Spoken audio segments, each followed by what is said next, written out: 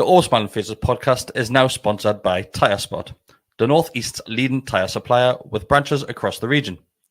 Tyre Spot don't just do tyres, they cover everything from servicing to wheel alignment.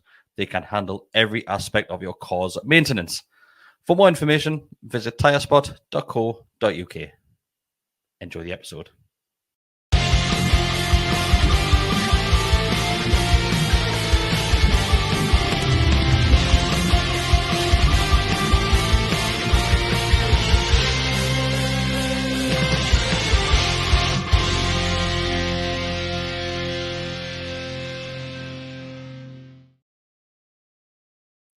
Hello, everybody. Welcome back to the Always Smiling Faces podcast on the GallowgateShots YouTube channel. I had no idea. No, I'm sitting there looking on WhatsApp having the time of my life. You're doing a Mark and Decker. But on your phone. They normally know though. I'm doing research. Hi, everybody. Thanks for joining us live tonight. As you can see and as you can hear already, it's myself, your host, Chris, joined by Mr. Stephen Best. That's me tonight. The other two boys couldn't make it. Reasons, I'll tell you the reasons why. Mark, too much sun yesterday, sunstroke, didn't put factor 50 on his head. It's got to that big baldy Swede as well. Like. So, and Decker has gone for another stadium tour at the Emirates again. So he's back at the Emirates, back watching the Arsenal. Get some training kit in. That's where he is, yeah. But no, let's be honest. Mark is at the England game and Decker is still in Germany. Decker's last stag do of the season, isn't it? At the closing party. Decker has had 3 stag do's in the maybe last few weeks, and I think he's got one left to go. I've been on one stag do in about 6 years, and that's enough for me. Like, yeah. I think Decker just clings along with, like, you know, when like you're out and about and you see like a group of lads. I think Decker just like tags on the end. Never gets invited to the daytime, but he's always at the nighttime. He's always there. Shall we invite Decker? I will have to. I've known him since I was a kid. But we'll not invite. That's the only reason he's on here, isn't it? It's the only reason he's on here. It is. But yes, it is just myself and Bessie tonight, and we're going to talk all things Newcastle United as always. We know there hasn't been any football. We are obviously just on the back of the Champions League final, which I would probably class as the last bit of football, club football of the season, isn't it? There's nothing. I mean, domestically we're all done, aren't we? European-wise, that was the third of the 3 finals. I mean, England are playing now. It's the kind of build-up. The European Championship starts next week. So yeah, we're all. It's quite all ready to go into the tournament. Short transition, that. Yeah, and you're a big fan of tournament football. Love tournament football. Love it. I mean, the Nations League, I know it gets a bit of a bad press, and I don't love it, but it's at least it's something. It's like you play a game and you've got a league table at the end of it, but a proper tournament. Like, I didn't like the idea of the last Euros where it was kind of spread across Europe. Yeah. I like it to be in a country or a region as it can be these days. It's in Germany this year. Germany, a real football country, Germany, mind, a real football country. Great country to host. It is. Like, it's like kind of, it's one of those ones, Germany, you'd say Germany, us, France, Spain. There's a few countries that have just, the infrastructure's there. It's there, yeah. And like, when you talk about kind of like my football upbringing, West Germany when I was a little lad, then Germany latterly, like I said, Bayern Munich, Dortmund, they've got the teams there. They've got the kind of, when you think back, watching football as a kid, I remember watching the '97 Champions League final, Dortmund v Juve, and it was just that they've always been there. France have had the same kind of thing, Spain, the Dutch. So yeah, I love it. It's a proper. I'll buzz off it, big style. I should have grown up with by now, really, but I haven't. Get worse now. You get like at least before when you were a kid, you could. The person that you were relying on to buy stickers for your album was like the parents. Now that's coming out your pocket. It's me. The stickers are lousy this year. And there's more teams. I mean, the Euros used to be 8 teams back in like until 96. 92 was the last one with 8 teams, and now it's 24 teams. So 3 times as many. It's extortionate, man. You get less stickers in the pack now as well, don't you? A little as well, and the more everything. But now, like the next World Cup's 48 teams. How on earth? I want to start buying them now. Be like a Bible. It will be like a binder. Do you get the full squad as well? Is it the full 30-man squad? Normally you get about 16. Right. Okay. Normally, give or take. Can pick up the fan favorite. But it's weird. Like the tops one this year, I've not really had a look at it for a while. But some of the picks are really weird. Like the pick lads who have been in one squad. All right. Okay. Ahead of people who are somebody like. Actually, you probably see someone like Jordan Henderson being this year. You know, he's not in the squad. I can't remember exactly, but yeah, that kind of thing. I mean, at least Henderson, you could say, would be a reasonable shout because he's done a few World Cups, European Championships. He's been a big part of Southgate's squad. I mean, for better or worse, for a long time now. Obviously, in a lot of talk because he's missing the Euros this year. But like young lads who've had one cap, like Consa, for instance, playing tonight on merit. Don't get us wrong. I think Callum Wilson, somebody like Callum Wilson. Yeah, I think he's in actually. Yeah, I'll call him. But yeah, the sticker albums, it's not a good one this year. It's like it's tops instead of Panini. Like, is that going to stop you? Yeah, I bought the album. I got like the free packs with it. He just said yeah. He just bought the album. Well, I bought the album. So I always get the album at the very least. I get the Premier League one every year. I got the Champions League one this year because we were in it. And what I do with the Premier League ones normally is I buy them. I'll get the you get the kind of free the pack that you get in the little cellophane. I'll buy a tin that costs like a tenner. You get like 10 packets of stickers in there, and it's like a collector's thing. And then I'll wait until a few months in, and then just buy the Newcastle players on eBay. On eBay, it's a pack, and then that's I've got all the Newcastle players over the past 4 or 5 years, and like pretty much no one else. Do you get annoyed when you don't put them, like stick them in perfect? I'm very, very anal about that. Like I kind of get them out once they're in. Can you? No, you tear the page off and all sorts of times, and you try to do it in the roll up like that. A murder man. But I'm really, really. My mum would always. I used to do with my mum when I was a kid, and she would always like she told us like here's how we got to do it. And now I found myself because the band goes to a football club, or they both do now on a Saturday morning, and they get a sticker at the end of every session. And these stickers, you fill a chart, and when you finish a chart, you give it back to the coaches, and you get a kit at the end of it, like with a name on the back and all that. Like, yeah, it's really good. But like when the bands are putting stickers on, I'm like, I'm watching this. I'm a bit You're gonna have to start. I'm a bit like dictatorial about it, like but it's good. No, it's a lesson in life. I do like a sticker album, but you know what? You know what really annoys me? The shop at the top of my street, right? They're still selling the Champions League stickers for the same price as what they were at the start of the season. It's a bit of a funny one, that, because obviously they'll have bought them at a price and just kind of taken a thing. I've often found that Amazon can be quite a happy hunting ground for getting the big boxes of 50 or 100 packs. Yeah. I finished the 2010 album. I finished it in 2014, but that's how I did it. I did it by just going on eBay and like 20 or 30 quid, eBay, Amazon, sorry, and got it in that way. And then I obviously get squillions of swaps that way, but I've got a website. I've got a website that you can do swaps on as well. So it's actually. Remember how it used to be? We used to have to fill the form in at the back of the. Sticker book. Did you ever go to the one at Eldon Square?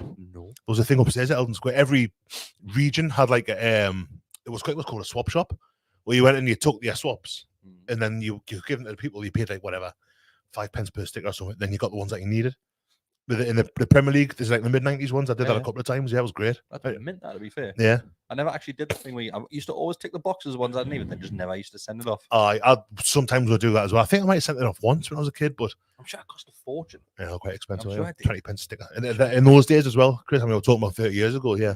But I know there's a website I go on now, and you kind of fill in what you've got and what you need, and it matches you with people who've got who've got equivalents. So you've got, and it's not all one collection. Like Tinder. It's a bit like that. Aye. A bit less sticky than we understand in the Tinder as well at times.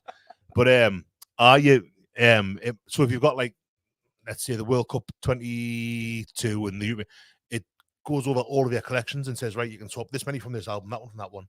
So it's not, you're not bound by the one that you're currently doing. It's great. Like, I thought it's been a couple of years since I've used it, but it's, and I'm acutely conscious that I'm probably the oldest person on there by about 30 years. Although there's loads of sad old bastards out there. Kids aren't doing stickers. Other kids are doing I think that was in Spice. That's a bit like opening FIFA Ultimate Team packs and stuff like that. I guess so. I guess it is. That's like the modern day equivalent, and a hell of a lot more expensive. Scott said he went to. Speaking of which, a couple of things. Ultimate Team Scott. He said he went to the one at Eldon Square. Didn't get in because it was too full. It was in the gym that was upstairs. All right, and he also went to the one at St James's Park. But the one that you couldn't get in, he was swapping with people in the queue. Yeah, that's adaptability. That's an example of it. He's got a bright lad. Yeah. But I never did go to St James's Park once, but I was aware. I think I was a bit too cool by that point. I wasn't. I've never been too cool. No. But that was the point at which I kind of I had a bit of a gap in me sticker enthusiasm. I want to give a couple of shouts. There's a couple of people watching. Well, there's more than a couple of people watching, but these two people I want to mention. Is somebody, Jody Kev, is watching all the way from New Zealand. He says he barely gets to watch. Early morning hour there. That's what he's saying. Yeah, he says he barely gets to watch live, so he's joined in. And we'll have Kevin, who says good afternoon from Lakeland, Florida. All right. So we'll have to keep the language down for New Zealand, Kev. But Florida, Kev, it'll be like what? What's Florida? 6, 7? No, about 5 hours behind. So we can do what we want. 3:30 in the afternoon. It's great. What we want. shall we talk about England a little bit, Bestie? Since we started with tournaments, we've gone on the stickers. Shall we talk a little bit about England? Given that you started the podcast saying we're going to talk all things Newcastle, I think we've mentioned them yet. Well, we'll get on Newcastle. But yeah, let's do that. There's a few rumours and murmurings of Newcastle United transfer news, good and bad. Mainly bad. We'll get on that towards the end. If anybody does have any questions, send them in, and we will save all the questions that come in, and we'll go through as many as possible towards the end. It is the first time England have returned to St James's Park in 19 years, Bestie. Mm-hmm. I said this beforehand, and I've got a question for you. What was the last fixture which saw England at St James's Park? Well, I said earlier on, I was thinking they played Albania in it was September 2004, so that would have been after the Euro, so it would have been a World Cup qualifier. Apparently one more after that. After that, they played Azerbaijan and beat them 2-0, 3-0. This is why Bestie is on this podcast today. March 2005. The 30th of March 2005, England beat Azerbaijan 2-0. I think Kieran Dyer played. Kieran Dyer did play. Yeah. I just looked it up when you were in the toilet earlier. Did you? Did you actually? Of course I did. You said you were going to ask us something. I thought Albania's all right, is it? So, who scored? Do you know the goal scorers? Did it tell you that on the website which you looked on? Drink some more water, you son. No. Who scored? So hang on a sec. March 2005. Who was playing then? Who Michael Owen might have been in the? You'd have been in the squad at least. Owen was on the bench, I think, if I remember. I can't remember. Don't know, but it wasn't Owen. He didn't score. Rooney? No. Lampard? No. Gerrard? Yes. Gerrard got the first. Was it 2-0, did you say? Mm-hmm. Gerrard got the first. Was Joe Cole? Nope. Ashley Cole? John Terry? More Rio obvious. Ferdinand? More obvious than Joe Cole. Hang on a second. I'm not sure you're retired by then. England legend, really. You should probably class him as. England legend that scored a goal in 2005. So who was on? Peter Crouch. Bit legend in my eyes, like. Did you give up? Or we're just going to go through the full team? John Terry. Midfielder. England midfielders. So we got Gerrard. It wasn't Lampard. It wasn't Joe Cole. Midfielder. Paul Scholes. It wasn't England legend, was he? Paul Scholes, really? All right, like. I don't think you probably not gone a day without seeing this person in God knows how long. Not in real life, but like... Amy. She never played. She was only 18 at the time. 19. Played for us. I thought Newcastle players never scored for England at Wembley. It's St James's. I've not gone. Advertised, dickhead. Ian Wright retired by then. I don't know. As well. Midfielder, but it wasn't Lampard. It wasn't Joe Cole. Who? Beckham. David Beckham. Well, yeah, of course it was, man. David Beckham. I was trying to think who played right midfield. Yeah. Well, very good, Yeah. I can't remember that game at all, to be honest with you. I remember the Albania one because I was in Magaluf with pretty much all of our mutual acquaintances. Yeah. From back in the old country. But yeah, I know. You know what it is? I dare say that we might have got onto this anyway. I really like England playing at home, but not at Wembley. Mm-hmm. Like when they were building Wembley, and they had them. Obviously, that's when they played St James's a couple of times because it was shut for 7 years from 2000 to 2007 when it reopened again, or when it opened as New Wembley. And playing, it's what should happen for me. You should be at St James's, Old Trafford, and Villa Park, and to a certain degree. Stadium of Light. Yeah. I was saying about the infrastructure that countries have got, and how many stadia in England have got capacities of like 45,000 plus or 40,000 plus. Yeah. You know, like big old grounds, and England never come in 19 years. That's a generation who haven't had the chance. I know the lasses played on Friday night, but haven't had the chance to watch England up here. Or really watch international football up here properly. I mean, we've got the Euros 4 years' time. We're going to have a few games then. But it's far better having, in, like I say, St James's Park, Elland Road, Stadium of Light. That's just in the northeast. Even the Riverside. Riverside's what, 30,000 you could do stuff with it. I think it's a shame. And I understand that they had to pay for Wembley by using it. And that's why they've had so many finals and all that crap as well. I hate that, the semi-finals there. Like when you've got, like I say, when you've got something like, when we played in semis over the years, we played Sheffield United was at Old Trafford, Tottenham was Old Trafford. I think that's fine. But if you got like Newcastle against, hypothetically Newcastle against Sunderland, and you make them both go to Wembley, I think that's ridiculous. It's a bit of a chew on. But that's what, like, you know, when Man U play Man City, I know they did it in the cup final the other week, but in the semis, or Liverpool or anyone from around that way, it's always Wembley, and it's the final, fair enough, but it diminishes the kind of impact of seeing it. in club games. I mean, Arsenal have used it in the Champions League. Tottenham played there when their stadium was getting sorted out. I just don't like it. I don't think it's Wembley was always this place. I mean, looking back now on like, I went to the against Turkey, I think it was at Stadium Light where 2-0 win. It was a decent atmosphere, to be fair. It's a different atmosphere, isn't it? Wembley, yeah. I've only been at one England full international, and it was at Wembley against San Marino about 3 years ago, just coming out with COVID, and I thought the atmosphere was awful. It was really bad, but I didn't know if that was because it was England or because it was in London or because it was San Marino or where I was right in the very back row, and like there was just loads of little young gobshites. Yeah. Like really just, and I went for a pint at half time. They're singing 10 German bombers and no surrender at the eye. And I think, well, it's 2020. It was 2021. I'm thinking, lads, it's like you say, though, it's great when they do obviously do the rounds and go across the stadiums there. Because seeing England play at St James's Park there, we have it on the TV in the background there, and it looks strange, isn't it? Seeing a team that isn't Newcastle playing there. It does look a bit weird. Like I say, Friday night watching the Lionesses there against France. I like it. I like watching. Because I think it makes it makes us feel a bit kind of important almost. There was a point where Cole Palmer was sitting in the corner earlier and the camera panned out, and I really wanted to see him with the Newcastle, and I was like, oh, that's us. That's our kind of contribution. Do you think the players feel different going into this stadium as that was the word I'm looking for, as a player that's getting supported, as in, like you mentioned Cole Palmer, you know, for fine, well, if he's coming over towards a corner flag, he's going to get pelters. For Chelsea, yeah. Weird being on the other end of that. I imagine it is, yeah. But as you say, the atmosphere tends to be different in international games. I think you probably get more kids there. You won't get the kind of the really heavily partisan. Yeah, all those baldies in the corner. Aye. Well, you and Mark maybe, and Adam, but no, I think it is. It's good for them. I mean, I remember I watched England under 21s at St James's in 1995. I think it was. They played Ireland, and Michael Smith came on for England, played for Sunderland at the time, and he got booed when he came on, and I booed him because I was a kid. And my dad says, like, Scott's Pickford still got booed. All right. Pickford this week said that he quite enjoyed it. He says it's a good atmosphere. So I think he might be a bit diplomatic, to be honest with you. I don't like that. I mean, I'm not for all I love international football, I'm not like some mad. I like to see England do well, I do, but I'm not like one of these ones who gets the cross St George out with the drop. Baldies in the corner. Like, yeah, well. But I don't think you should be booing. If you're there watching England, you're kind of there watching the players that are representing you, and I don't think it's right. It's more of a comical thing with Pickford now, though. I even think that when it's Newcastle versus Everton, I think it's turned more into like a comical sort of thing rather than like an aggressive nature thing. It was outright hated, wasn't it? I mean, I still think it is a bit like. I mean, the T-Rex stuff obviously is a bit more. That's like a bit lighter, isn't it? Like, but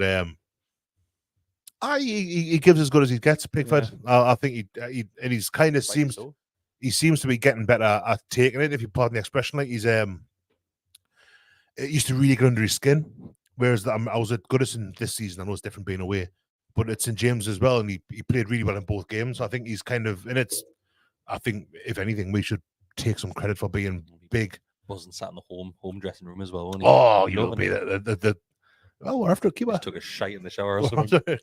We're after a goalkeeper. We're going to do a lot worse, I tell you. One of the things I want to mention about England tonight, obviously, Trips is a captain the team, which is great. He's been doing a lot of interviews, obviously. That's because that's St James's Park, let's be honest. Oh, yeah. Of course it is. And we mentioned before when live, it is a shame that Gordon has that injury. He's sat there in the background. We've already seen him there, and he's England gear and he's England kits and stuff. But it's a massive shame, because I think there's probably a lot of fans that, yes, they've bought tickets to go and see England play, but to see Gordon playing in England shirt as well. I would like to have seen him play tonight. I mean, it's a pity if he's injured, he's injured. There's nothing you do about it. But to be honest with you, it's weird because you don't get with international football, and like our season finished 3 weeks ago, was it? You don't get the same like level of scrutiny. So we'd be every day going, is good, is he going to be fit? Is he going to be fit? Whereas for the last 3 weeks, I've not really thought about it. Yeah. And it's only when I've seen the team there, and I thought, oh, of course, he's got that. He had that pot in his foot, didn't he? After the after Old Trafford. It's when he obviously we were going to mention this on the podcast, and we completely forgot about it. We ran out of time. the injury which he got, and he was wearing that protective boot when he visited that young kid in the hospital in Manchester. Mm-hmm. It was about that time we really saw the boot on his foot and thought it might be a bit more serious than originally expected. I just want to mention that because we should have really mentioned that at the time. The hospital visit thing, was lush out. Like, it was really... There was a lady, people that haven't heard or seen this, you've probably been under a rock or just avoiding Twitter like most people these days. Right, I couldn't blame him for that. Couldn't blame anyone for that. There was a lady on social media, on Twitter, basically just saying, I think it was, I'm not sure if it was her son or a relative or somebody. There was a young lad there that was starting his treatment for cancer treatment and chemo and things. And she had just put a message on, basically wanting a message from a Newcastle United player saying, does anybody know anybody I can get in touch with the club? Because explain the story, lush little story, and saying that it would mean a lot, and said Anthony Gordon is his favourite player. Within a couple of hours, Gordon had replied, followed her, and just sent her a private message saying, on my way. So Anthony Gordon has just jumped in his car. I think it was round about we were kicking off for the last game of the season. It was round about that time. The Brentford game, was it? Yeah, it was a Sunday. He drove down on the Sunday and spent the full afternoon there. That's meant that. Like, I mean, there's a chance that someone's had a word with them and said that, they're looking at it really cynically, like, because it's a really cynical. It is, but like, when they do the hospital visits at Christmas time, I don't suppose they do it at their own back. Like, they'll be no, I get that. So I think I know it's not a nice, but it's a very cynical world we're in these days. Like, now, I do wonder if someone at the club said, "Oh, that'll be get some photos." The other way. I hope that. I think he's a lush lad. Don't get us wrong. Like, I'm not kind of I'm not trying to disparage by any stretch of the imagination. He's a lovely lad. Far nicer than I anticipated. When we signed him, he had the phones out with Share and Trippier, but now to have done it as quickly as he did, and he just seemed to be very happy to kind of go down there, very natural as well. Yeah, which I think kind of makes you think maybe it was just someone he's done himself. He's not like he doesn't feel like he's forced. So he's looking at a watch every 5 minutes, thinking, "I've got to get away." And yeah, I think it's probably I get it. I think he probably has enough his own back, because there was nothing really from his side, which was like sort of look at me sort of thing. There was no sort of post from his point of view. I think it was quite private from him. And then he saw the videos, which was what people out there in attendance and on the hospital ward that took the videos. As you could see, because they did my pet hate when they record one direction, then change it halfway through. Oh, so go from landscape like constantly. What's it, landscape portrait? Yeah, it's terrible. My pet hate that. Portraits everywhere now, because in TikTok and that, everyone's doing portrait now, and Instagram reels. That's cool. But lush, I love to see it, and it's probably very similar to, remember when we signed Maxi? Decker and Mark still not here. I've still got Maxi's name in there. Maxi signed, he came with bad attitude and stuff like that, and he was lush and all that shit. And Maxi turned out to be lush. Yeah. And PR wasn't the club's strong point then either. Definitely wasn't. I generally think he probably was a nice lad. Like, I mean, did you have DMs with him and stuff like that? Like, and met him and all that? Like, and I know Scott did for these. Me and Scott have met Maxi numerous times. And I don't think I've ever said this in the podcast, but when I met Maxi, like, me and Scott were in the group with him and a couple of other people, local people, and he had said, "Oh, come and meet us. I'm hosting an event at it was Avika, but not Avika as what people are thinking, Friday, Saturday night and stuff like that. It was just a Tuesday night, I believe it was. We're just having some food and that. Then all Saturday having food. And me and all these strangers had no idea who these people were. And Maxi just comes in, just everybody's just, like I said, just scranning and that, and just getting whatever drinks they want. I'd shut the full bar off. It was just us there. It was probably about 20 over. Then at the end of the night, he's just, I'll pick up the bill. Don't worry about it. Maxi just pays for the bill and off he pops. Nice one. Yeah, but like now, even if I message Maxi, like he'll get back in touch. Doesn't send text messages. He loves a voice note. Can you ask him? I tried to sign him for Swindon on my Football Manager save this afternoon. Can you ask him if he'll push it through for you? If you wouldn't mind. I'll try, mate. I'll try. But the club on 27 million. I'm Swindon. I can't afford 27. 27 mil? Yeah. No way. Yeah. That's Saudi tax. In the Championship as well. Like, yeah, so Saudi tax, mate. I will be. But I know that. And Maxi, we've got like Joe Linton as well. Joe Linton's obviously got involved with when Dylan Brett got the Hawaiian shirt thing made up, and Joe Linton he's totally lapped it up, and now he's constantly his DMs, isn't he? Yeah. I think the footballers have got a bit of a. People talk about the kind of how accessible footballers were. I mean, before we were, going back to the 50s, 60s, 70s, whatever, they were well paid, but they were just like local lads. You get them down the club and all that. You still see them in and around town and that, especially. Yeah. But now, I mean, footballers do, but I think because they get paid so much now, there's that kind of, it's almost a perceived barrier rather than being. I think for the most part, if you look at Maxi there, Joe Linton there, Anthony going to hospital and that, I think I'm just canny lads. Yeah, the lads who've been really good at football to the extent that I'm making millions of pounds off it. Like Bruno as well. Bruno with Arthur as well. Yeah, as well. That's now. right. There's loads of, and do you know what it is? There's probably loads of stories that we don't even hear about. There will be, undoubtedly. I think we've just got a group of lush lads. I think that's. I mean, I know when Rafa was here. There he is. That's his mention as well. How long before we get hope? Hope. I know Rafa had a no wankers policy, didn't he? I think that was his. Apart from himself when he gave him man management. Apparently so, yes. I think that was his thing, wasn't it? It feels like Eddie Howe's kind of got a bit of that where he wants good lads. He wants like lads who are going to contribute, and they're not just going to be like, yeah. I don't want to kind of finger people out, as it were, because it doesn't seem fair. But we had lads. You think of Robbie Robson lost the dressing room? Yeah. The young lads that you had then were all, a lot of them were seen as being troublemakers and stuff like that. I'm going to mention them, like Dyer, Bramble, Bellamy. Yeah, like rocking the boat, yeah. Yeah. And they were seen to be unprofessional, they seem to be like troublemakers and all that. And kind of the years that have passed since then, for a lot of time, it seems to be the case, you know. Or is Bellamy now number 2 at Bayern Munich? Did he go with company? I'm not sure if he went. I still find that mental. I'll that company's like just walking that Bayern Munich job. It is mental. It's a bit like who's the lad who's just got the Chelsea job today from Leicester? the Leicester. Yeah. And I mean, Leicester had a great season, but that one season to go from Pochettino, who finished the season really, really well with Leicester, with Chelsea, and he's done it with PSG. He came close to winning the league with Tottenham. Just out the door, replacing you with this kid. Insane, absolutely wild. That, and now the kid's going to do a good job at Leicester, but then company brought Burnley up really well the season before, and like I know Burnley went down, and company kind of stuck with his guns. I like that he did, and I like that they didn't sack him. It's just a shame because I like that to what Burnley did with Sean Dyche. I know it's a different type of football, but they stuck with him through a couple of relegations, and in the end, they became established. I know obviously they went down in the end, but I was hoping to do the same with company. That would be how he cut his teeth, because I think you learn as much in relegation as you do in promotion as a manager. And he would have been, I think he would have brought Burnley straight back up next season. But the Championship and the Bundesliga are totally different propositions. Like, honestly, I don't think I'll ever get used to that decision. Do you think it'll go well or not? Or do you think it's just as Bayern Munich? I don't think it going well for Bayern Munich means winning the Bundesliga and going far in the Champions League, probably winning the Pokal. Yeah, I don't think it will go well. Yeah. I don't think Leverkusen will go unbeaten again for 99% of the season, whatever it was in the end. Domestically, they were unbeaten. It was only the Atlanta game where they lost, wasn't it? Dortmund obviously a good side at the minute. They've gone really well. I think they'll challenge next season. I don't think it'll go brilliantly for him, but not because I don't think that's a reflection on him. It's just how the other team's catching up. Isn't it's it? like Liverpool. If Arne Slot at Liverpool, like if they don't finish in the top 4, it's a bad season for them, and he's seen as being a big step down from Klopp and all that. Whereas the top 4, you've got Man City and Arsenal got it tied up.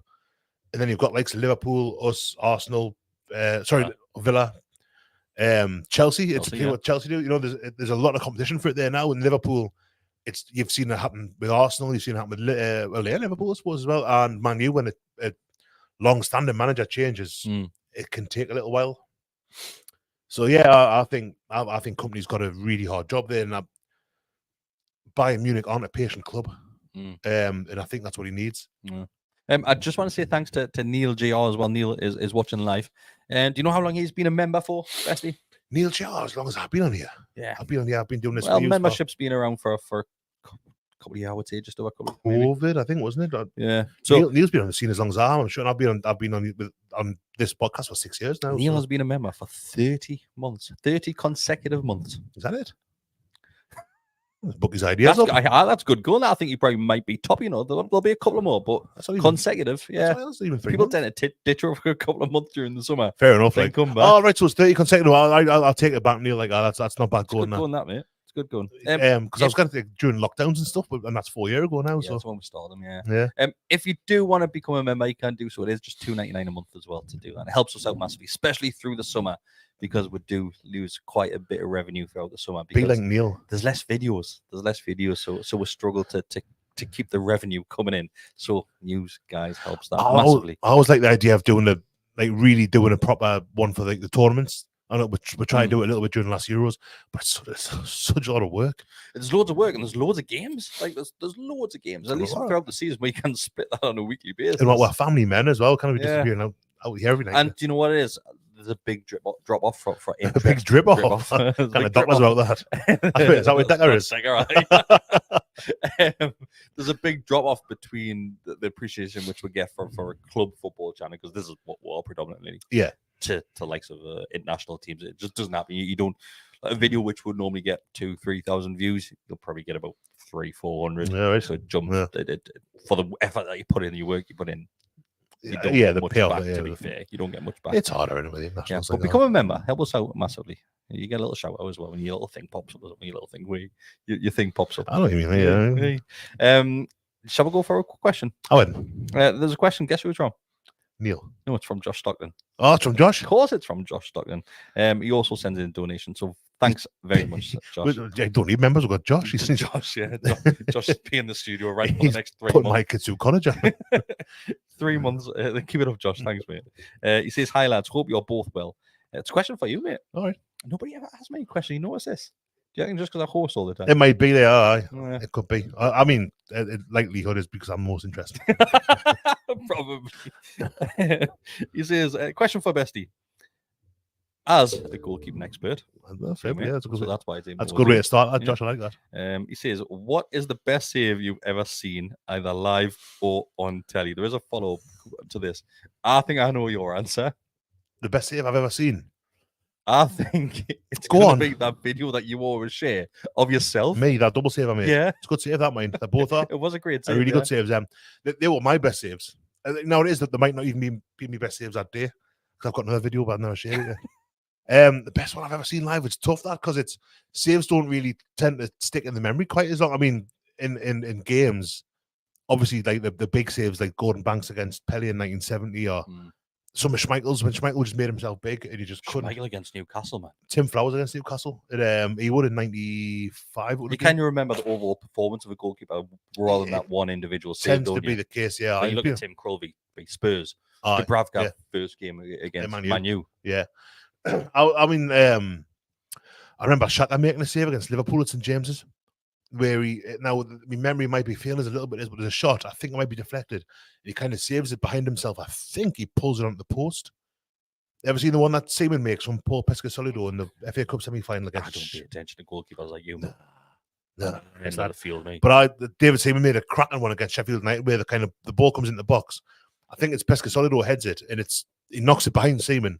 He just reaches behind and kind of claws it out. Back over. Yeah, that's a brilliant save. I wasn't there for it. It's hard to see. The best one I've ever seen live. I saw one not long ago, and I'm sure it was in the. It might be in the game, the semi-finals for the Champions League, where the goalkeeper tipped it on the bar. There's actually a couple of really good ones in the finals. It happens. One of the best ones. I'll go for the best one I've seen in St James's Park this year. Ironically, I saw it on the television because I wasn't there because I had COVID. It had meant nothing in the end because Dan Burns scores immediately afterwards. But Donnarumma makes in the kind of melee before it goes out to Bruno. Donnarumma makes an absolutely brilliant, stretches. He's a big, long lad as well. There's Donnarumma. He stretches and claws the ball away to the side. It was brilliant. And again, as I say, was scored literally 7 seconds later, so it meant nothing. But that was as an exponent, as a goalkeeping appreciator. That was a one that like. Mine might be Danny Simpson's performance in the season we finished 5th under Pardew. He was like a second goalkeeper. He made about 4 goal line clearances that season. Who was the one who tried to punch one off the line? This match almost tried to do it. He did. Just couldn't get his hand behind it. Chris Packard's. He tried. What possesses you to do that these days? Do you think it's just an instinctive reaction? I think partly instinctive, partly it's in. I mean, this was for the second goal, wasn't it? Yeah. It's in. If it's 1-0, they could miss the penalty, obviously get sent off, but there's a chance at 1-0. Chance, yeah. I thought Dortmund were the better side in the first half. The problem was that they hit the post, they were a bit wasteful at some of the times. Similar to us for Man U. Yeah, like that was. And you just know that Real Madrid have got it in them. And that it doesn't take much of a sniff for them to kind of get through you. You know, a bit of a shame. Finishes probably should have been sent off. Scott mentions the scorpion kick save. Oh, Higuita, Wembley. Yeah, it was very flamboyant that though, wasn't it? It was, and I've got to technically it wasn't a save because the referee gave him offside, so the whistle had gone before he did it. Oh, right, really? No, Don't see that build up, do you? No, I think it was Jamie Redknapp who chipped the ball forward as well. Doesn't count. But, I mean, I love a good save. I do. I prefer if it's Newcastle involved that it's a goal. You know, unless it's our goalkeeper. But yeah, I do. I appreciate a good save. Josh follows the question up, like I said. He says, also, what is your favourite goalkeeper kit? He also says, doesn't have to be Newcastle United. Well, says much love. Much love to you as well, Josh. I'm going to go because we've got the obvious ones. The Essex ones, the Sunset one, the Predator thing. I love, remember when Pav came back? Yeah. And there was a green one with like orange and white. I love that one. I bought it fairly, hang on. Nope, keep that. I bought it fairly recently. I really like that one. They're kind of making them a little bit funky again. Goalkeeper tops, like Brazil, in the Brazilian, I forget what the Brazilian league's called now. But they brought back some of the really early 90s Umbro designs for it. Well, obviously, they're different materials now, like short sleeves for the most part, but they brought them back. I quite like that. I was hoping Adidas might do something like that for us, but the template looks like it's kind of set in stone now. So, unless the third, because Man U's third keeper top next season's a deviation from that template, we might find that ours is as well. But don't say this in our group because you know you'll fire well. Scott will tell you that we're not the elite of the elite. We're not top elite. We're just mini elite. Apparently, the same as Flamengo, who I don't think are actually at Adidas anymore. But hang on, he's through. But that's good defending. We're not elite, but I think we're elite enough that I still think the third kit we're not going to have them little stripes up there. Drop my bonnet there. Yeah. Oh, yeah, big style. Do you reckon? Aye, proper. Yeah, honestly. Proper. Names in the mud. It's never been out. It's never been out. It's not a bonnet drop.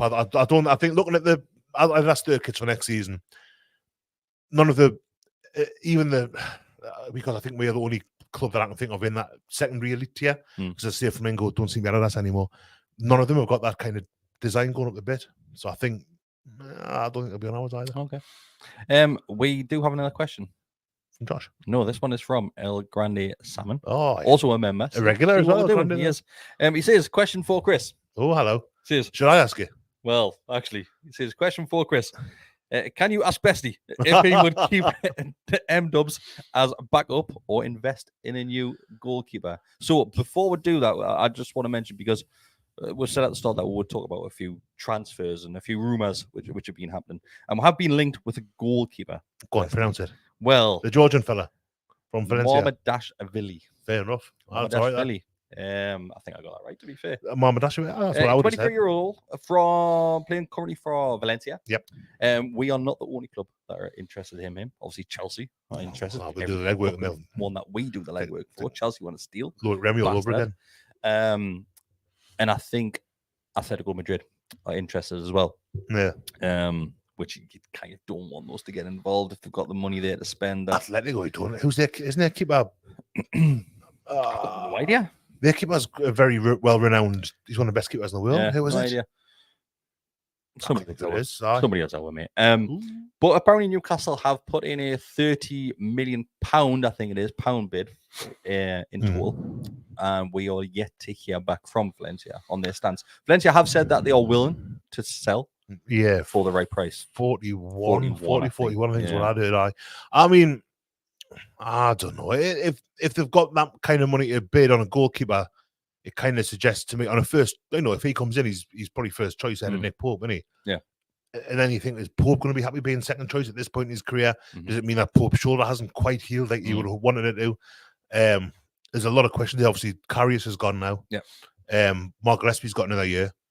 Best job in the world. Again. Unreal. I love it, mate.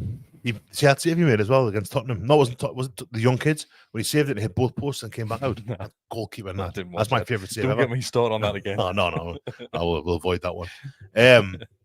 James Madison coming on, but I think I like Dubravka. I've always liked him, but I do think it's probably time that there's another.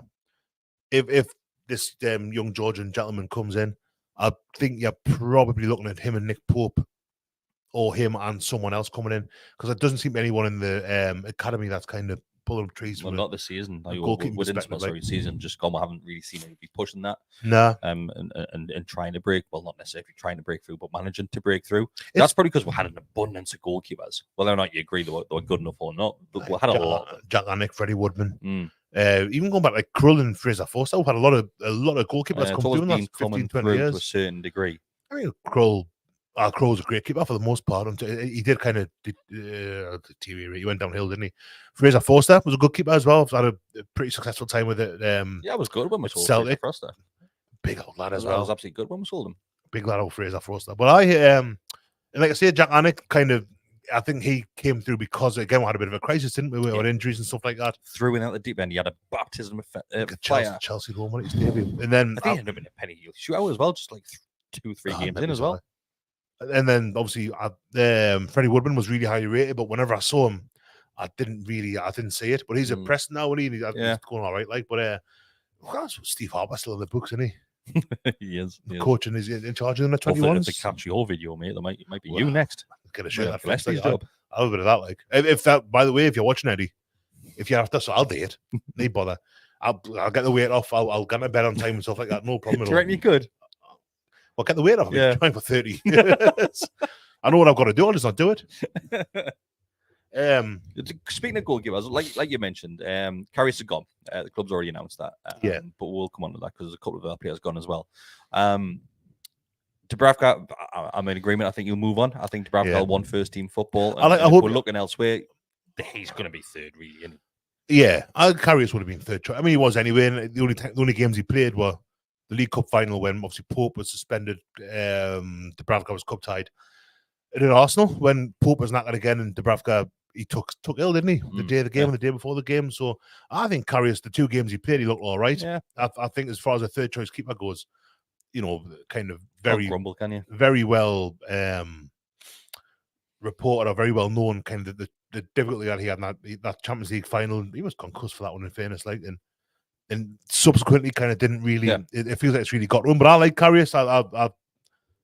It's a shame. I would like to see more of him, but obviously there's a reason for that. So, but yeah, Dubravka is another one. I would like to see him go somewhere. I don't think he'll go to another Premier League club. I think he'll probably end up going abroad. But I hope he goes somewhere and does well. Yeah, I agree. A lot of people kind of bear him a bit of ill will because of the fact he went to Man U on loan when Pope first came on. I don't mind that a lad who wants to go and play football, first choice football. Yeah. Well, he wasn't going to be first choice at Man U, but he's played a bit in the European games and whatnot, and obviously League Cup made him cup tied. But yeah, I've got no problem with someone wanting to go and play football. I hope he goes somewhere and does well, but I think it is time for a change there. So you've got to look at the age as well. I think Dubravka's 35 now. Pope's 32.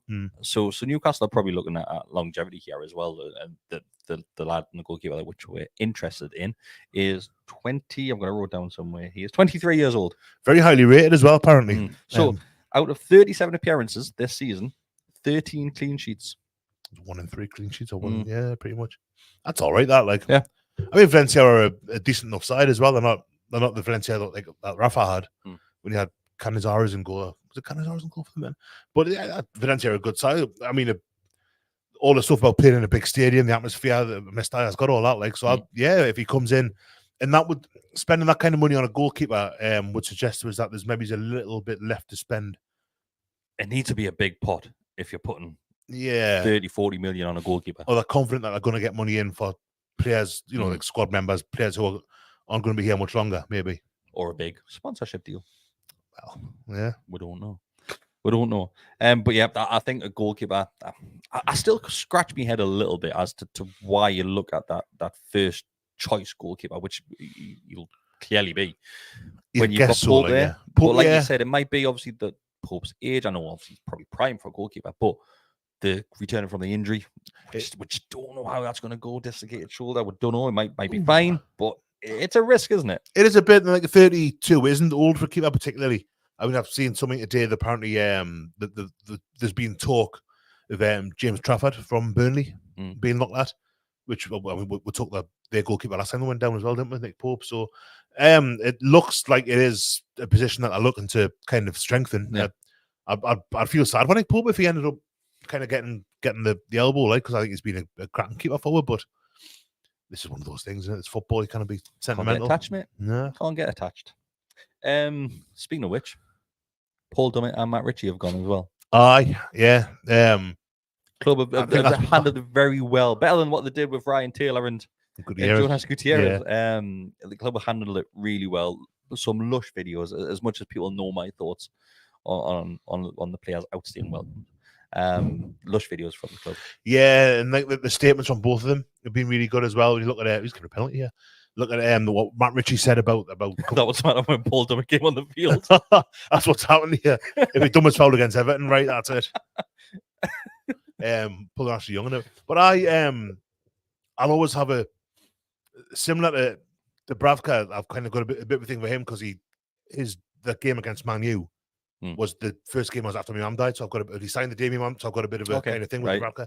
Dummett scored on my wedding day against Liverpool. We drew 2 each. Yeah. It's in James's. It's that one we smashed it. Aye. So I've got a bit of it's a nice little kind of Paul Dummett's part of my life. You know, Matt Ritchie scored that one against Man U, the Bravka's debut on in the second half there. So but yeah, lovely. Like Mark Gillespie's thing about it, with him and Dummett when they were kids, playing football together, maybe in school together even, and kind of going through. Obviously, Gillespie was away at was it Carlisle and Motherwell maybe, and Dummett stayed at Newcastle, loans at St Mirren and stuff. But and the Matt Ritchie one, Matt Ritchie, who every summer we got told didn't like it in Newcastle, didn't like the area, and he, you know, since he's left, he's been lush. What he said. Did he say? By the way, this is kind of a little bit of an aside, but we're talking about goalkeepers and the Mark Gillespie thing. See, Sandro Tonali was on his stag do. I'm not sure. Was he on his stag do, or did he bump into him somewhere? That seems unlikely. That would happen to be two colleagues. And say if that happened to go on, I don't know. Footballers going to hold it at the same place. I don't know. But I do 100%. I haven't said that. I remember when we got promoted that time, and the lads got that photo team with Jack Grealish, the Villa lads that were there as well. Kieran So maybe and Cole Palmer the penalty. He scores, then Cole Palmer scores penalties. But who else was it? It was not Bravka, Karius, Ritchie, Dummett. There was 5 of them in total, weren't there? That were. Sorry, we got sidetracked by the penalty. I know, that's why I asked the question there. I didn't want to think. Well, now you're asking us a question. So the 3 that got released, you're saying, was it not 2 more? Was there 5 of them in total?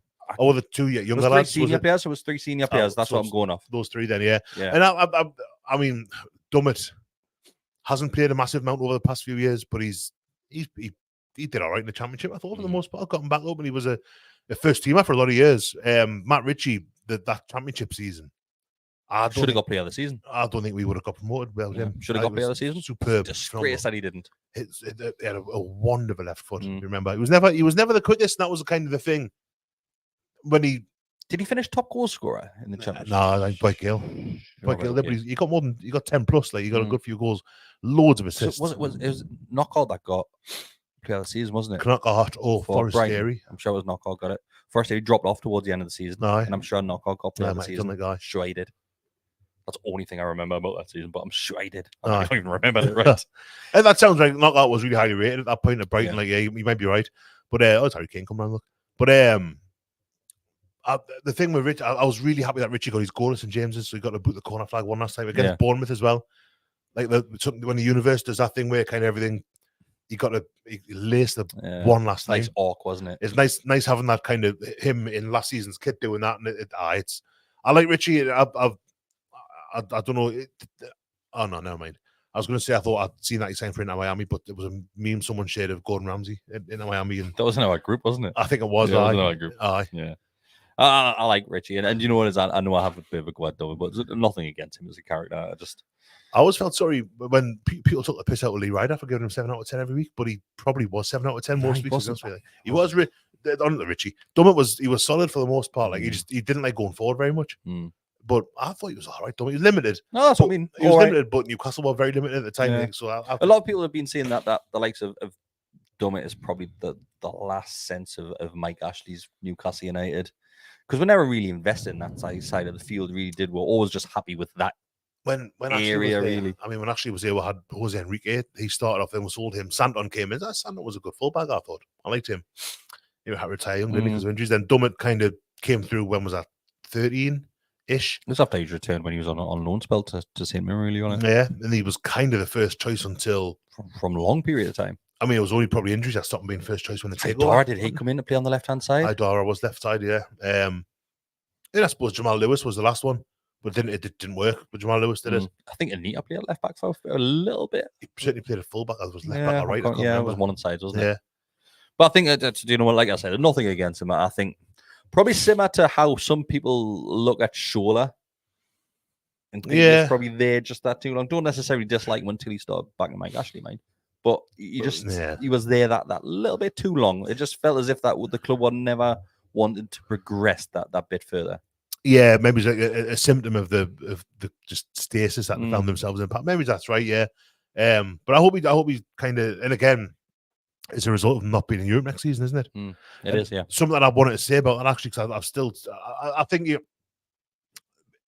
can take benefits from not being in Europe. There are things that we'll be able to do next season that we couldn't do if we were in Europe next season. By the same token, I watched Olympiacos and Fiorentina last week.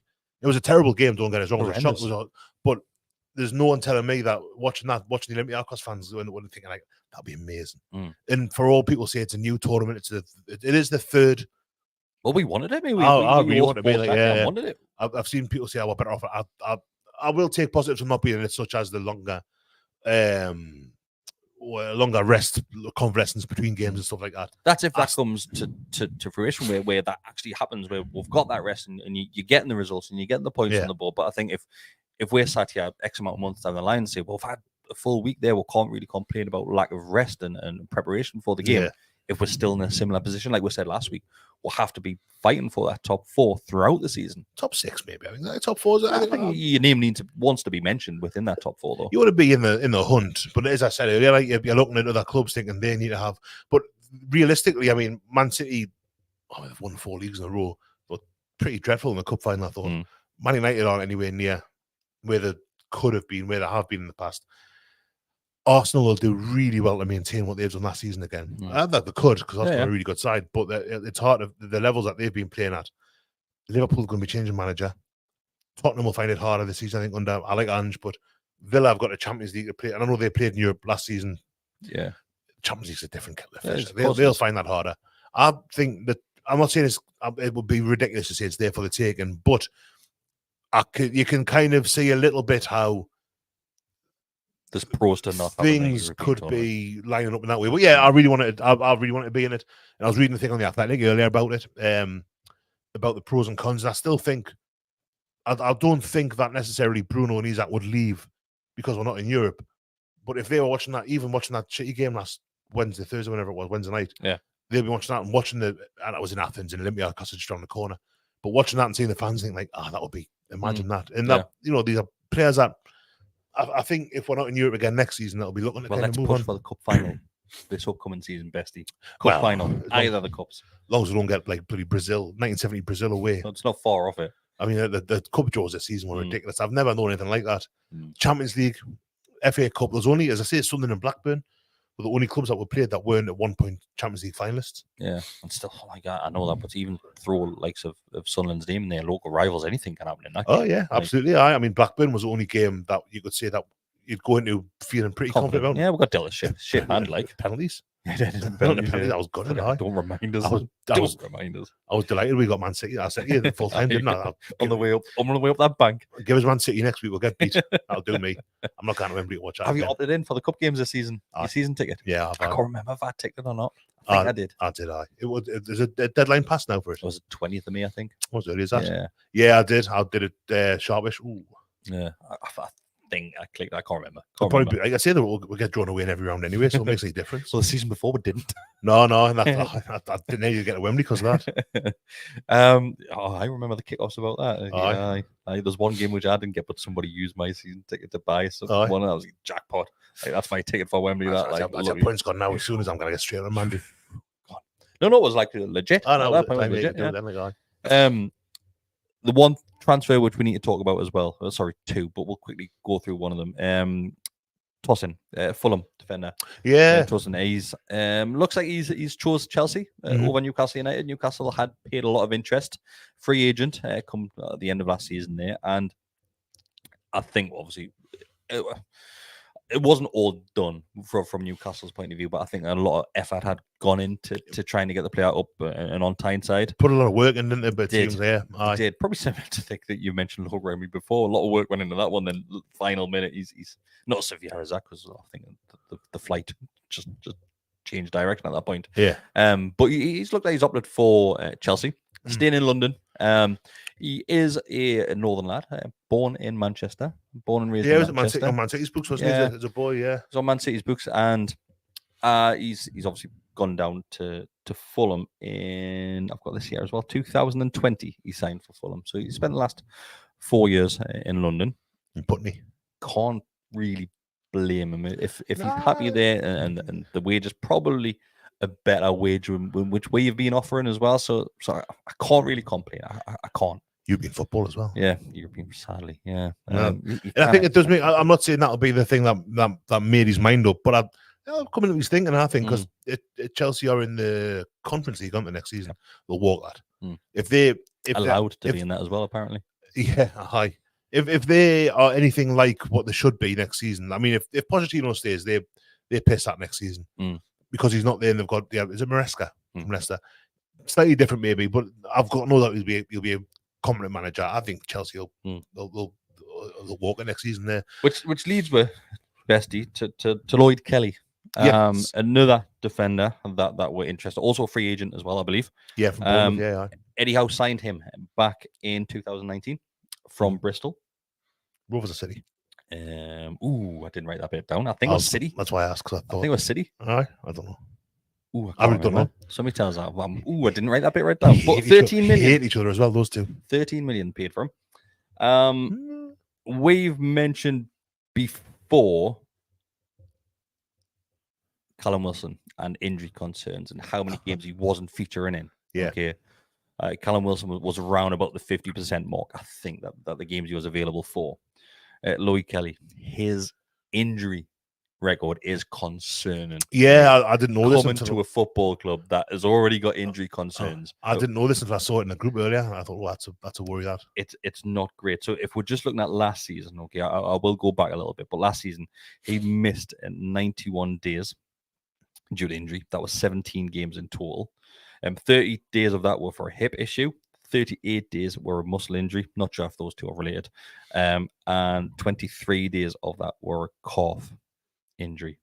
That's 3 separate injuries which are keeping him out for 17 games. It's half your season. Yeah, it's concerning. Season, that's pretty much half your season. It is concerning. And played 7 appearances at centre back and 12 appearances at left back. So we've got Dan Burn on my hands again. God, Mark sounded like just centre forward. It was Bristol City. It was City. No. Yeah, I wasn't aware of that until today. That it makes you kind of, and it's a little bit concerning when we bought Wilson, again from Bournemouth, ironically. We knew what his injury record was, and it was kind of buying him, hoping that it wouldn't be as bad as maybe it had been previously. And obviously, it turns out it's been worse, if anything. But as good as Wilson's been fantastic. But the injuries have been a real problem for him. And it's something that Anthony Gordon said about, the best type of ability is availability, which is a little bit kind of David Brent. But it's this, put that on your kitchen wall. Anybody listening? But it's that's obviously the kind of mentality that you've got to have as opposed as a footballer. And if you can stay fit, it's a massive thing. And that's Gordon missed one game last season. But it's a little bit concerning that these 2 centre halves or 2 defenders that were meant to have tied up. One's looks like he's going to go to Chelsea instead, which is a pity because I wanted to see him at Newcastle. And Lloyd Kelly. Harry Kelly's lad I used to work with. Hello, Harry, if you're watching. Nice lad, Harry. Hi, Harry. Lloyd Kelly's a bit looks to have a bit of an injury issue. Also, a muscle injury, a hip injury, and a calf injury. So they're all different. It's a bit like the Wilson thing where it's been his groin a lot, hasn't it, Wilson? So just to scare you even more, I know I did put this in the group, but for those that are listening, I don't want to put the graphic on the screen because that takes away the audio a little bit. So signing for Bournemouth back in 2019, his first season between 19 and 20, he was out for 63 days ligament injury, which we get. Okay. 77 days for hamstring injury, 138 days for a muscle strain, All in that first season. between 2019 2020. That was a long season, though. That was a COVID season, so it was an extra 2 months long, maybe. Yeah. So 2020 to 2021 season, missed 28 days with hamstring, then a further 2 days not long after that. Then he missed 12 days with an ankle injury. Season after it, 21-22, 26 days with a muscle injury. So that's probably been his best season for injury records. Season after that, 2022-23, muscle injury, 8 days, followed by an ankle injury for 102 days, then another ankle injury for 40 days. Do you reckon he gets in bother with HR? Do It's you reckon he's going to ring in and say, "Oh, that's honestly, mate, if you look at the games missed, it's worrying. It's a lot that that's a lot of football missed that." And you do again when you look at the reason that he's coming in is because Botman, Lascelles, and Dan Burn had a broken back last season at one point. You know, people forget that. I don't know if alarm bells is quite the right expression to use, but it's definitely concerning. But then probably the reason he's a free transfer. He's obviously good enough to. He looks like what I've seen him looks like an all right player. But if you don't have those injuries, he probably doesn't come to Newcastle. The season, but this is why I mentioned both the defenders here. Tosin is basically an injury-free season.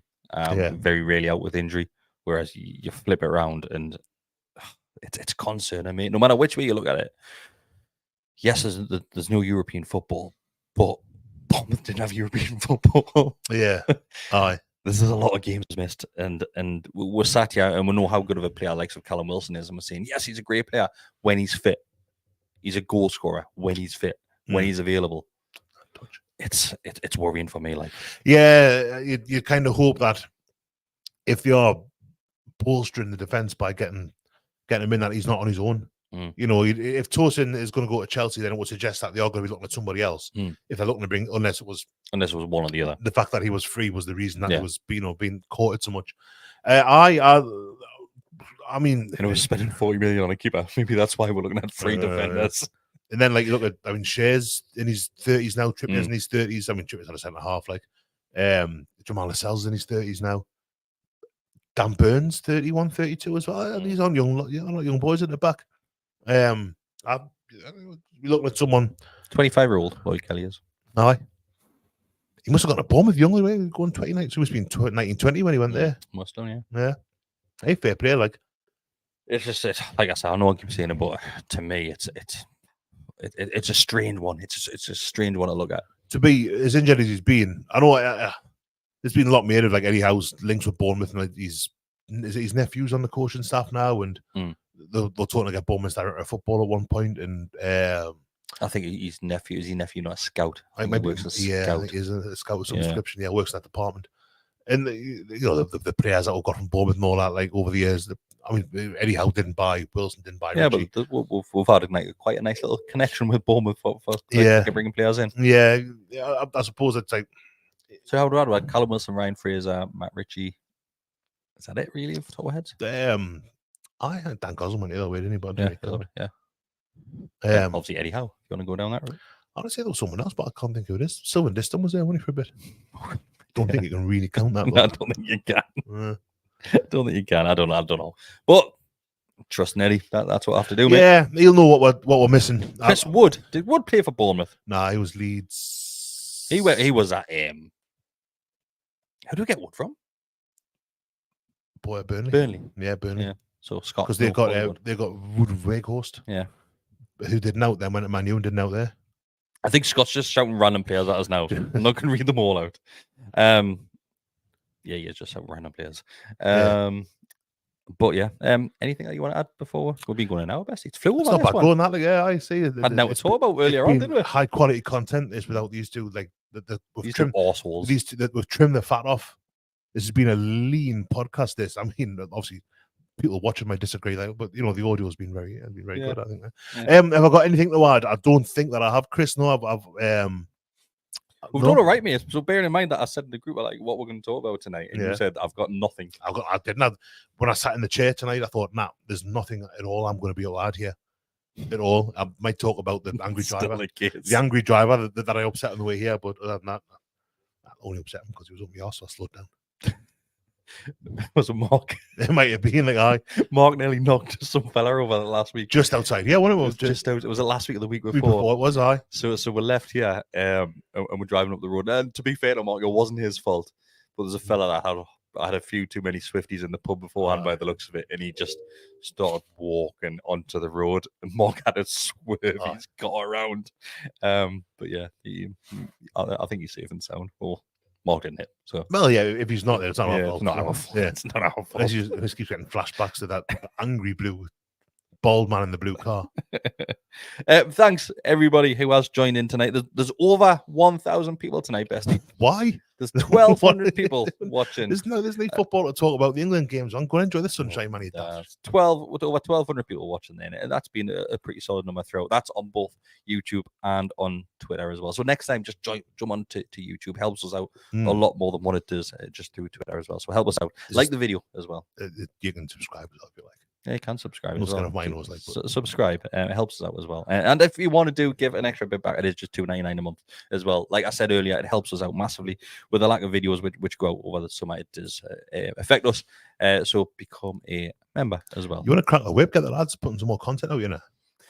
Yeah, sitting on their arse. Sitting on the arse at the England game in Germany. God, yeah, on that stag do's with that stupid bloody Formula 1 outfits on. Tell me, grow up. Thanks, everybody. But we'll have more stuff coming. I think hopefully Canny Chatter will be returned as well, which is an audio podcast. So I'll get on to the phone to Scott after this one, see if Scott can arrange one of them as well, which is always a good laugh. We do still have that goalkeeper kit video to do, Bestie. Yeah, I would want to. Ketch was interested in doing that one. I'd be bang up for doing that. Like, yeah. I'd love to do that. You know what I'm like. We'll sort it out. And I've been saying this for about 3-4 years now. Since lockdown, we did the home and away ones. I was in my kitchen in Jarrow. I moved to South Shields 2 years ago, like a year and a half ago, like so. We'll get the goalkeeper kid video out. I promise you. We'll get it out before the start of the season. Got a new kid coming out this week as well, of course. We do have a new kid coming out. Yeah. Yeah. Have you seen the photos from the new club shop as well?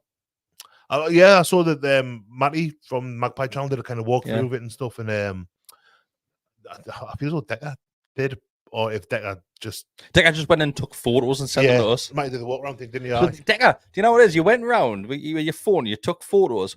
Why are you not like Matty from the Magpie Channel, mate? Why are you not going around with your phone on portrait mode, not landscape, portrait mode, mate? Then we can use that for TikTok.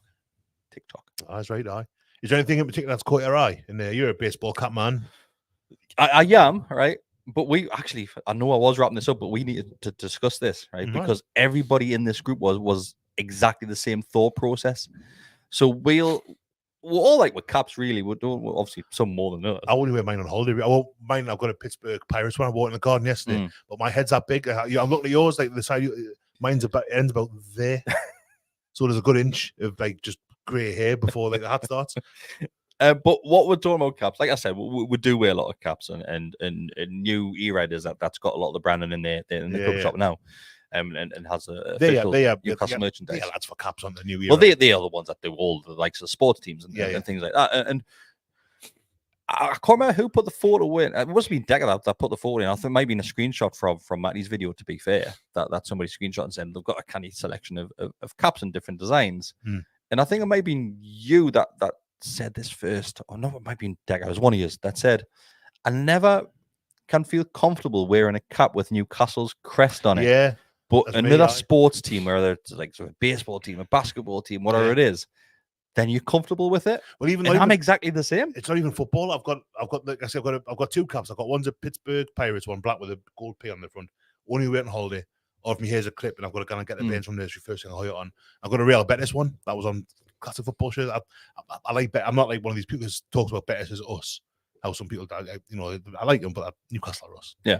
But that on holiday that goes with this, but it's green and white. My lass hates it, and it was in the utility room, my old house, and it's got like kind of browny bit on the white now. I've been trying to scrub it off. I can't get the stain remover on it or something. It looks horrible. But yeah, I find it really like a strange way of thinking. I don't know, but then I'm looking at the new caps that I've got in the club shop, the ones with the Newcastle crest on. Yeah, can I be seen? Nope, that's all. No, he's pointing at nothing. That one there, look, everyone. Everybody knows what the Newcastle crest looks like. Yeah, like I couldn't. I don't think I could wear that. But then I've the one with the NUFC, the 80s one. they've got a cap. It's actually sold out. I looked yesterday, it's sold out already. I'd wear that, no bother. I was thinking about getting one for Glastonbury. And I would have that one. Like, I think you can get away with that because it's a bit more. It's a bit. It's honestly, it's such a weird thought process, and we're all said exactly the same. It's odd, isn't it? It's weird. And there's no reason for it. No, a cap's a cap. I'd wear a woolly hat with it on for the match. I'd bang a woolly hat on with it. They did do one which was black, and everybody knows I love a black cap, and it just had a black Newcastle crest on it. I could probably get away with that one. Yeah, there's a burgundy one that seems to be quite popular in the group as well. I don't know. I don't know. Yeah, we'll probably not get any anyway because Lilo will buy them all. Oh, I like what it is. Like I say, loves a cap. Yeah. The NUFC ones will apparently. I mean, I dare say there'll be more stock in, but okay, you get that in a cap, couldn't you? The GallowgateShots. I could, but I'm not sure if I'd feel comfortable wearing that either. I saw a bloke. I was at Lidl earlier getting some fruit in and stuff, and I saw a bloke buying loads of cornflakes. Like loads of cornflakes. Did you get a cornflake cap? No, he had a Fries and Bergs t-shirt on. Did he? I'm assuming he works at Fries and Bergs. Well, I'm guessing they do desserts or something. Oh no, it might be like, you know, you can crush cornflakes onto something, kind of something like that. Like, they do desserts. Yeah, they do. Yeah. But well, yeah, I'm assuming he was an employee at Fries and Bergs, not just an enthusiast. Possibly, mate. Possibly. Maybe it's a new fashion thing, just wearing. I thought, what would your shirt of choice be if you had to buy it from like if you had to wear a shop's uniform? Do you know what it is? I wouldn't say I've started thinking about buying them. I wouldn't say I've started thinking about doing this, but I've thought about getting just getting some t-shirts with like shields, like Donatello's and shields. I'd have a Donatello's t-shirt. I had a Barbecue King cap. So the day it shut, the night it shut, I was there and I was one of the last customers. And I said to the fellas, "Can I just have the cap?" And he gave us his cap. Our Barbecue King was a place. It was unreal. Underrated. Not many people used to go to Barbecue King. No, in the corner there, I used to get in there. Love how we're finishing this time. I used to when I worked in the Stag's Head, because it was over the road. Barbecue King. That's where if we do a shift. It was me, my dad, Viv, the manageress. We finished like late on and we just get a deep bin lid pizza and have a couple of beers, big massive pizza, beautiful. Barbecue King was brilliant. Oh, was it unreal? Lush. It's love Barbecue King, me. But I've honestly in the last few weeks I thought I might just get some t-shirts, nice like. I don't like. I'm wearing the same kind of gear as everyone else. Like the uniform. So I think get some t-shirts made up and get like the Donatello's logo or just like Shields companies. Brunswick Warehouse. Because everyone's got that Sandancer stuff in Shields now. Yeah. And it's all right enough. I've got one t-shirt. It's a local. I've got nothing. Get Sandan. My dad's got quite a few items. I've got no problem with it. Like I'll go trend. But I think I would like to have like local businesses. Some Fries and Bergs, Italian, Spanish on Ocean Road. Cafe India t-shirt. Yeah. Get knocking out, lads. I mean, mate, Russell, he's got Eastern Touch. At East Bolton. Aye. One, just opposite the metro station. Oh, yeah. That's his place. So I'd advertise for us. I've got a story about that place. I actually left that camera and this laptop in that restaurant. I had to go back the next day to get it. Aye. Yeah. I saw a message on Facebook message. Is there a bag under that table? I'd left the full equipment. Jesus. I know. I know. I'll see you right. It was good, lad. That's what we should do, right? For a one-off special, and this will just be for members only. We've got Battle of the Kits, which is obviously the home shirt, the away shirt. We'll do the goalkeeper one. I promise you that. We'll do staff uniforms. What is this like Domino's and like Tesco, Domino's, IKEA? Yeah, because we'll do staff uniform kits. I've always had a bit of it. Yeah, because often they're not very good. I'll honk most of the time. It's always like Morrison's always a green or grey polo shirt. And Tesco's is the blue, isn't it? Yeah, they're normally honking. I'm trying to think of a really good one that I think I would. That yellow and blue. I'm not in that. Not in that. Got blue pants. Because the pants is that's a what a really good. It's hard to think of one. Hard to think of a uniform that like. We'll do it, but it has to be a chain. It can't just be an independent one. Yeah, it can't be like the strawberry t-shirt or something. It has to be a chain. Yeah, because I used to wear when I worked at Stags. I had what was always direct as IPA or direct as bitter t-shirt. I always wear. It's a good one, that Chris. I like that. Yeah, we'll do it. That's good content. That is good content. How long before somebody else steals and puts it out before? Oh, yeah, it'll take about 4 years to do it. We just ended the podcast 2 minutes ago. Thanks, everybody. We'll see you later. I want to have to do like staff uniforms and long sleeves. Oh, I hope so. Hey, long sleeve polo or jumpers. They're probably called these days. Like, yeah, bus drivers often wear jumpers, don't they? But like with the Gold Coast long sleeve B&Q t-shirt, or generally like a base layer. But it's got to be the same color. Thanks, everybody. See you next time. Ta-ra.